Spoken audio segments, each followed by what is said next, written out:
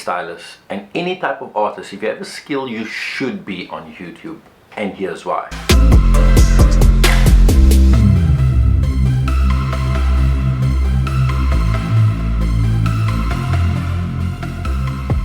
If you're new to my channel, my name is Warren.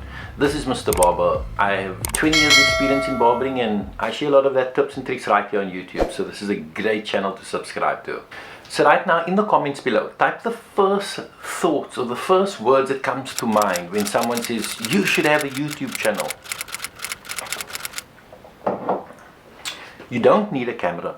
In fact, you don't even need to be on camera. When you're just getting started, you don't even have to speak. You can simply just type what it is that you want to say. All you need is a smartphone like this and a Gmail account. That's all you need. Now I'm going to talk about the obvious one, which is, you can make a passive income on YouTube, but I'm going to share two other reasons that nobody else is talking about going right now. Number one, having a digital library of your work.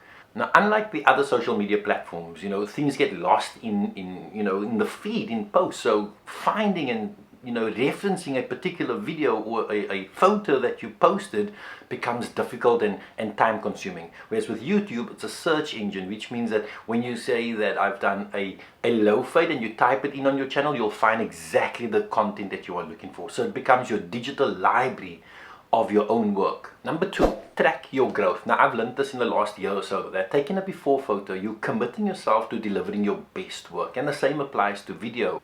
Now don't you wish you could go back in time and just take a video of that first haircut that you did, or that first paying client, or that first scissor cut that you did? Don't you wish you could just go back and have this digital library, all this content of every milestone in your journey as a barber?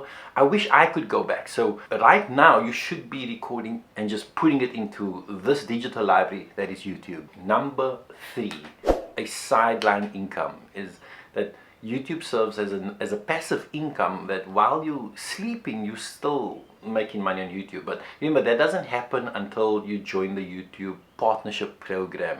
And to monetize your channel, we know that you need 1,000 subscribers and you need 4,000 watched hours.